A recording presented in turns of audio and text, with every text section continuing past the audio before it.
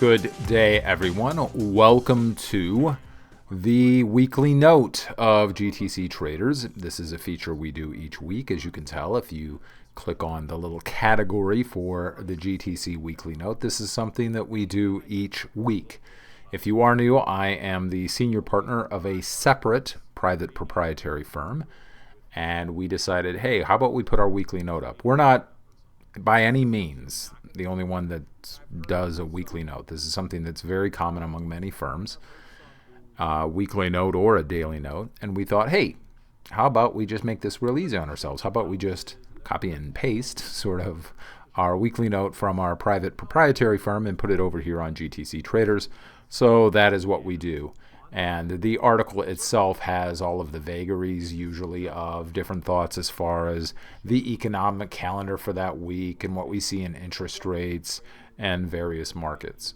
If you're sort of curious about a weekly note, if you go to the GTC Traders YouTube page and you look at something like the playlists, so you click over at the playlists, come down here, go to the GTC weekly and daily note playlist, look at the full playlist. The first three, maybe even the first four videos really describe why so many firms do this. Okay, so why so many firms have a weekly and a daily note, really what is the value of a weekly and daily note, what it is and what it is not. So that's just for folks who are new. And then as I will now, I usually yabber on about the vagaries of each week. So where are we at? It is April the 3rd, 2024. I've been gone for a little bit, as we put out in the stream, with 2 shortened trading weeks, holidays, all of that. Took off with the family, took a vacation up to the Upper Peninsula of Michigan. So I have spent decades. I'm not from Michigan. I'm actually from Appalachia, which is where I live now. But I spent decades in Michigan. And for as many decades as I spent in Michigan, I had never visited the Upper Peninsula. Traverse City, sure. Lake Michigan, Lake Huron, the Thumb, all of that. Absolutely. Grayling, Gaylord, Atlanta. I've been all over that. But I had never been to the Upper Peninsula. So the family and I got a place up on the lake they call Lake Gitchigami, which it's not Lake Gitchigumi, by the way. That's a mispronunciation. You know, it's in the song, right? It's in the song about the Edmund Fitzgerald, but that's actually a mispronunciation. It's not Gitchigumi. Regardless, we got a place right on Lake Superior. I popped open a beer and relaxed for about a week. I kept my eye on markets, just major markets, so that I could sort of see what was going on. Got the treasury bills bought, but other than that, I'm not entering active trades when I'm sitting up in a house on Lake Superior in the middle of nowhere. I'm just going to relax, right? Crack the beer, watch major markets and how they react, and enjoy the beer and enjoy the hiking and going to see the waterfalls and all of that. So enjoyed ourselves, but now we're back at it. We are back at it. Anybody that's spent any time around me understands that I don't care for the word prediction. There's a number of reasons for that. I am ecstatic that I guess there's a television show, I haven't watched it, the 3-body problem. But the 3-body problem, or N-body problem, I think as it's more specifically referred to, illustrates why I think predictions are stupid. Quite frankly, they are.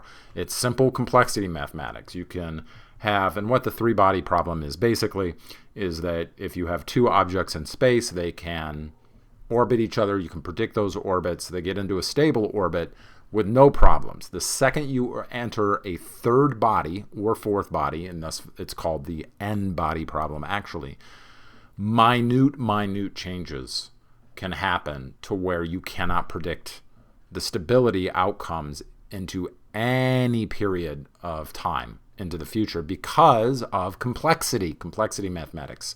Small changes, initial conditions, a number of factors means you can't predict the future. It's dumb to even try. We understand this. That's not my opinion on markets. That's science and it's fact. So, this morning in the stream, you may have seen me say around, I think it was around 11. This is the S&P 500 index for those that don't like the mountain charts. I've become accustomed to. We could always switch over to Well, quite frankly, I'm not even a candle guy. I'm more from the old school. So give me an open high-low close, right? But right around 11 o'clock there, it was like, okay, I think we've hit a critical point here, and that's about far enough of this intraday rally. Well, was that a prediction because we pulled back right away? That would have made for a great scalp. No, it was not a prediction. We're talking in these weekly notes about inflation, about structural inflation, about the thesis of the reverse of globalization. I'm not going to go through the whole thing for the umpteenth time because we've mentioned it in these weekly notes a number of times. We've talked about looking at SOFR markets. This is the June 2025 as sort of a tell. As we say on the weekly note, we have moved to higher yields. I'm not going to go through that again. Although I will say this, I was talking with a partner this morning. I think the idea of 3 rate cuts this year is insane. I'm not saying that can't happen. I think it's nuts. You're seeing my thesis, right? We're in this area where I've talked about I need to see more data. Data's coming in. It's tending to indicate, I'm sorry, but the thesis has legs. I'm starting to gel, and my view is starting to move towards a belief in the thesis of the reverse of globalization, although I've given myself a time period that I want to, evaluate the 3 months of data that we've talked about. But we're seeing the market constantly play catch up. This is a 10-minute chart. Let me switch to a longer periodicity. As I was saying, this is more of a daily chart. As I was saying, we have seen the market play catch up. So all those people, and I've said this before, but said the interest rate markets is always right. Well, first of all, it's correct for the data as of right now for basis hedges that have to be put on, and it is correct with the known factors. However, interest rate markets do get ahead of themselves, and they do get it wrong. If you want to shift out the periodicity to a longer periodicity. And quite frankly, I think the rates markets got ahead of themselves in 2024. It's no secret I've sort of been in a higher for longer camp. Sort of right at the moment, I've got like one leg in the higher for longer plus camp. But it's very obvious to me that, and I think it should be obvious to anyone, that interest rate markets got ahead of themselves to higher prices, lower yields at the beginning of the year. They did. Everybody was in this mad, like, we got to cut rate, we got to cut the rate, we got to cut the rate, we got to cut the rate. And the data has not supported that. The Fed, I think, I'm not sure if they're hip to the game. Quite frankly, that's what I was telling a partner, sort of reversing this a little bit. That's what I was telling a partner earlier this morning. Is like, I'm not sure that the Fed's hip to the game. I don't know if the Fed is saying, yeah, maybe 3 rate cuts this year or 2 rate cuts later this year to placate this crowd that seems to be totally detached from reality, or if they genuinely believe that they can do it. But it's very obvious. Look at the history. We've got the Fed dot plots up each week on the weekly note, right? So look at the Fed dot plots. If you look at the Fed dot plots from before the most recent meeting, you will see that the dot plots had it more correct than the market. And the market did nothing but then play catch up. They overshot themselves in the beginning of the year, and now they've been playing a consistent game of catch up. And I don't think any of us can really dispute that. And now with the most recent update to the Fed dot plots, we see that the Fed has sort of upped their consensus. They've risen those dot plots to a higher interest rate for longer, into the 2026. And I'm looking at from now until the 2026 region, right? But I'm not even sure those Fed dot plots are, in any way should be taken as a prediction. Listen, this whole conversation got started about predictions, right? And, did you predict it at 11 o'clock? No, I saw that as a structural point. Where can I keep the risk tight and then make decisions afterwards? You know what the debate is? We're trying to figure out what's happening right now. And if you look across the divergence of opinions on a macroeconomic scale, you're going to see nobody really agrees. I mean, there's camps, right? And like the higher for longer camp, the higher for longer plus camp, or higher for longer camp that I sort of have one sort of leg in at the moment. But there's all of these different opinions, and that's about what's happening right now. So that's what we're trying to figure out. If you want to talk about it in terms of complexity mechanics, initial conditions. right? The future is going to take care of itself. And as far as taking bets and gambles on individual trades, that's just where can I keep the risk real super tight so that when I'm wrong, I know it immediately and to cut it, or it's going to go the other way. That's what trading is, right? But as far as macroeconomics, we're trying to determine what's happening right now. And many people don't agree as to what's happening right now. And heck, look at me. I'm in the standpoint of we need a bit more data to tell. I'm starting from the higher for longer camp to sort of have my foot in the higher for longer camp, or the higher for longer plus, as I'm sort of given that little abbreviation to it, right? I sort of have one foot there, and I'm starting to lean in that direction. But we're just trying to figure out what's happening right now. Personally, from what I see right now of initial conditions, which I can be wrong, and many people are wrong about the right now. Screw 10 months from now. I don't see how they can do. If we're going to talk about the future just for the sake of an interesting conversation, and this is the conversation the partner and I were having this morning, business partners, like I don't see 3 rate cuts, and I don't know. They've upped their stance on interest rates. As far as the median dot plot, up until 2026 from the previous dot plot that we had. But I don't know if they're talking about rate cuts to placate people, to placate this crowd that seems to think that, oh my God, we're in so much pain, which we're not. We're not. There's hardly any economic pain that's shown up. And if you want to point to something like Empire State numbers, I don't think that's indicative of an economic slowdown. I think that's indicative that the Empire State, New York, has severe problems.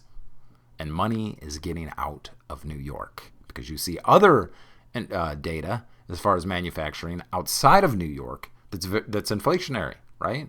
That's just printing hot. So I think Empire State, and we've all sort of hyper-focused on Empire State for so long, I think that may be indicative, possibly, of a shift away from New York and New York City. And you may want to be looking at PMI and other numbers that are not exclusive to New York. I'll say that. Regardless, rewinding just a little bit, I don't see how they do 3 rate cuts this year. I just really don't. The data's not supporting it. The interest rate markets are still at higher rates than what the Fed has had. And by the way, folks, the Fed's been right. They've been more right than the market has. The market's been playing catch up to both the data and the Fed dot plots. That's not my opinion. That's just fact. Go look at the Fed dot plots, and the Fed had it right, and the market didn't. And thus we've been moving, as you see here, to higher yields. And that's all because we're trying to figure out what's going on right now. It's not a prediction. So could the Fed cut? Yes. I mean, if you want to go back and look at something like the S&P 500 index, here, this is the S&P 500 index and the NASDAQ, the Qs. I think if we're going to talk stock market bubble, which I think we've entered, we are at the beginning phase. So talking about interest rates and cutting interest rates, has that ever happened before? Yeah, absolutely, that's happened before. Look back in the mid-90s. We had a massive, massive asset appreciation, right, going on. And rates had normalized around 5. And they cut one. Now, I think, my memory serves, they didn't cut once, but they cut twice. Like, I want to say it was like around 95. And boy, there had already been an asset appreciation going on in the mid-90s when they cut the rate, I think, by 0.25%. Not once, and I think they did it twice. And boy, then it was off to the moon. Then it was just like, holy smokes. The insanity that went on from 1995 to 2000. So could they do it? Could they cut? Yeah, they could. They've done it before in the midst of massive, massive asset appreciation. Personally, I don't see the real economic pain at the moment. And maybe that's because I'm an old guy and I've seen worse. My dad bought a newer house in 1978 and interest rates were around 14%. And people like to jump on that and say, oh, yeah, but employment, employment? Employment. You want to talk about employment and prices? First of all, inflation had been worse and they were trying to get it under control. Way worse than it is now. And It's like, well, if you look at the average earnings that a worker was making, yeah, look at U6, something like U6, right? My dad was out of work after he bought that house at like when interest rates were on like 10, 12% or something, some ridiculous number like that. And he did whatever he had to do. They had put a ton of money down for it. He was paying a ridiculous interest rate, and then because of the Fed having to raise the interest rate again to a ridiculous degree in the midst of that inflation to get it under control, the result was my dad lost his job. And he didn't lose his job for a little bit. He lost his job for 4 years. So no income, brand new house, high interest rates after having just shelled out a ton of money on a new house. He did whatever he had to do to keep us in that house with a roof over our head. He planted a garden. He traveled and built houses. He delivered newspapers overnight. He went down to Texas to get temporary work down in Texas, all while unemployed. He scrounged and did whatever he had to do. My point being is that there was a lot more economic pain then than there is now. So I don't want to hear this nonsense of, oh, the pain's so bad, the pain's so bad. The pain's supposed to be bad. That's the way it works. It's supposed to be bad so that inflation gets under control. You're supposed to have set up your finances and your personal assets so as to be able to withstand that. So that's my little mini speech in the middle of all of this, but I have no idea what they're thinking as far as cutting interest rates. I don't see it.